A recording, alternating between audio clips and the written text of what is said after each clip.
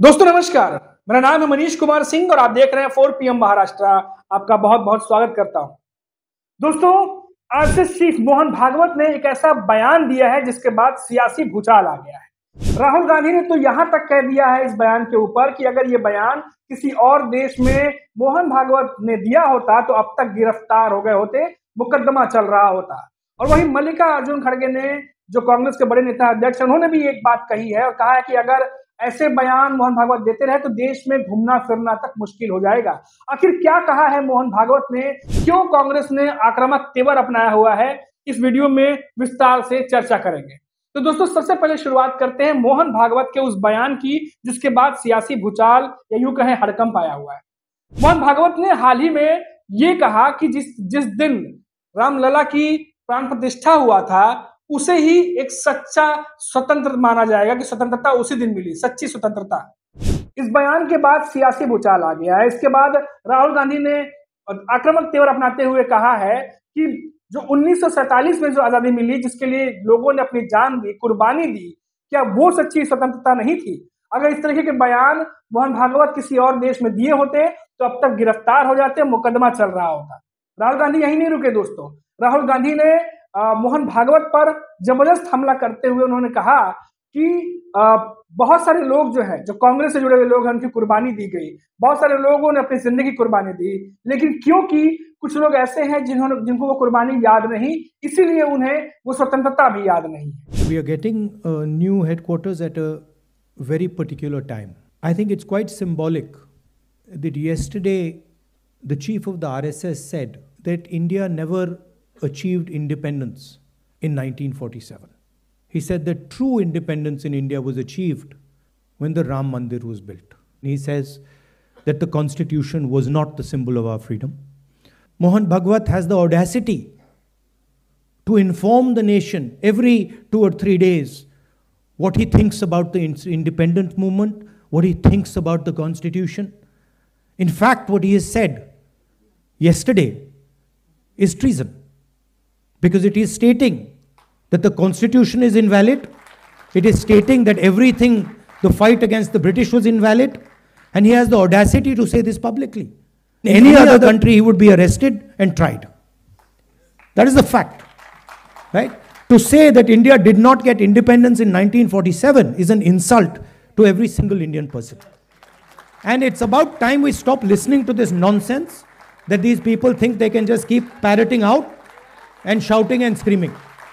जबरदस्त तरीके से कांग्रेस की तरफ से हमला बोला गया है दोस्तों।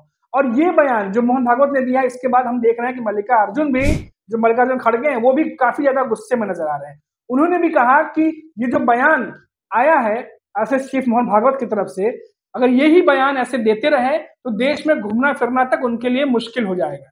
यही नहीं रुके मल्लिकार्जुन खड़गे, उन्होंने भी ये बात कही कि देश में 1947 में जो आजादी मिली थी, उसके बाद जिस तरीके से लोगों ने कुर्बानी दी, इतना लंबा संघर्ष चला, क्या वो बीजेपी के नेताओं को याद नहीं रहता या आरएसएस के लोगों को याद नहीं रहता? एक तरीके से उन्होंने ओवरऑल तरीके से ये बोला कि क्योंकि इन लोगों ने कुर्बानी नहीं दी इसलिए उन्हें ये बातें याद नहीं रहती है। तो अब दोनों ही नेताओं ने, क्योंकि नया मुख्यालय बना है कांग्रेस का, और वहां पर संबोधन करते हुए इन दोनों ही नेताओं ने जबरदस्त तरीके से मोहन भागवत पर आक्रामक जो है वो बयानबाजी की है।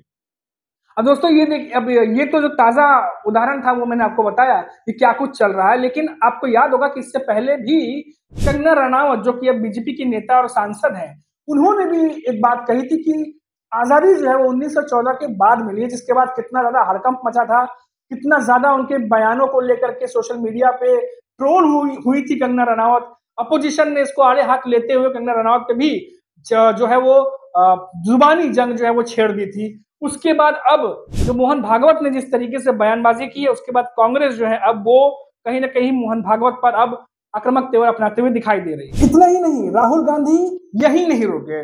कांग्रेस का नया मुख्यालय था, तमाम जो कांग्रेस के कार्यकर्ता हैं, सीनियर नेता हैं, सब मौजूद थे, और राहुल गांधी ने इस हमले के बाद दूसरा हमला जो किया वो किया ईवीएम को लेकर के। राहुल गांधी ने कहा कि ये जो लड़ाई हम लड़ रहे हैं, ये लड़ाई सिर्फ एक आदमी के खिलाफ नहीं है। अब ये लड़ाई हर एक उसके खिलाफ है, स्टेट के खिलाफ है, एक तरीके से जो चीजें चल रही है उसके खिलाफ है। इसका उदाहरण उन्होंने ईवीएम को लेकर के दिया। राहुल गांधी ने कहा कि उन्होंने बहुत पहले ही ये बात कही थी कि महाराष्ट्र में जो इलेक्शन हुआ उसमें कुछ न कुछ तो गड़बड़ है। इस बात को लेकर उन्होंने आशंका जताई थी। अब राहुल गांधी ने उन्हीं बातों को दोबारा दोहराया है और उन्होंने कहा कि महाराष्ट्र में जिस तरीके से इलेक्शन हुआ वो इलेक्शन ही कहीं ना कहीं ये साबित करता है कि कहीं ना कहीं कुछ ना कुछ गड़बड़ है। इस बात को लेकर के उन्होंने अपने नेताओं को भी जो है वो चेताया।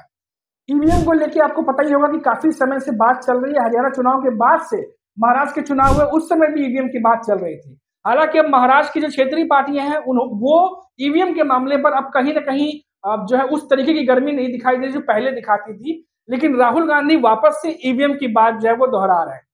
अब ईवीएम को लेकर कांग्रेस आगे क्या स्ट्रेटेजी बनाएगी क्या नहीं बनाएगी, लेकिन राहुल गांधी ने साफ तौर पर कहा है कि उन्हें भरोसा नहीं है चुनाव आयोग पर और ना ही जो प्रणाली चल रही है उस पर। और ये लड़ाई जो है कांग्रेस की राहुल गांधी की हम सबके खिलाफ है।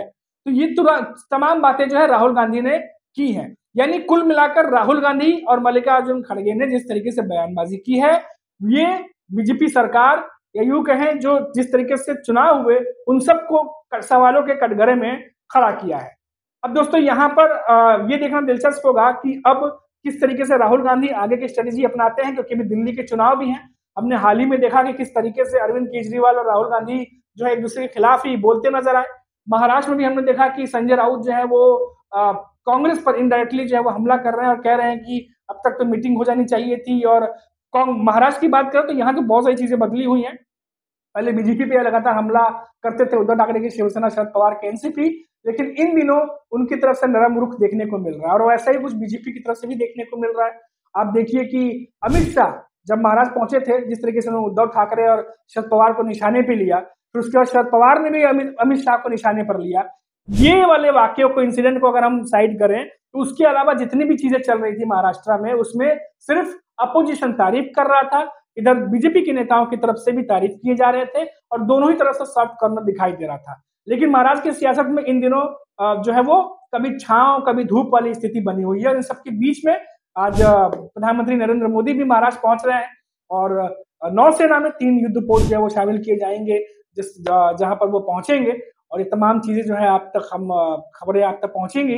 लेकिन ये तमाम चीजों के बाद में एक चीज जो अहम है वो ये है कि आज प्रधानमंत्री नरेंद्र मोदी महायुति के नेताओं से मुलाकात भी करने वाले हैं, जहां पर वो महायुति के सारे नेताओं से मिलेंगे और खासतौर से इस मुलाकात पर सबकी नजरें एकनाथ शिंदे के नेताओं पर होंगी। जब प्रधानमंत्री नरेंद्र मोदी से वो मिलेंगे तो क्या कुछ बातें होंगी। काफी समय से एकनाथ शिंदे की शिवसेना के तमाम नेता पीएम नरेंद्र मोदी से मिलना चाह रहे थे और काफी समय से वो इस बात के लिए गुहार भी लगा रहे थे, लेकिन क्योंकि हमने देखा कि दिल्ली एकनाथ शिंदे अकेले गए थे तो इस बात का आकलन तेज हुआ कि क्या वो कोई मैसेज लेके गए थे, क्योंकि जो कुछ भी एकनाथ शिंदे के साथ अभी हाल फिलहाल में हुआ है, नाराजगी खबरें लगातार आ रही थी और ऐसे में प्रधानमंत्री मोदी का मुंबई आना और महाराष्ट्र पहुंचना और महायुति के नेताओं से मिलना, तो क्या गिले शिकवे प्रधानमंत्री नरेंद्र मोदी दूर करेंगे या फिर जो कुछ भी चल रहा है उन सारे मुद्दों पर कुछ और बात जो है वो होने वाली है। तो ये खैर अभी पर्दे के पीछे है पूरी कहानी, क्या होगी क्या नहीं होगी वो धीरे धीरे सामने आएगा। लेकिन फिलहाल जो बड़ी खबर थी, जो बड़ी अपडेट थी वो मैंने आप तक पहुंचा दी। अभी के लिए इतना ही। आप देखते रहिए 4 PM महाराष्ट्र। नमस्कार।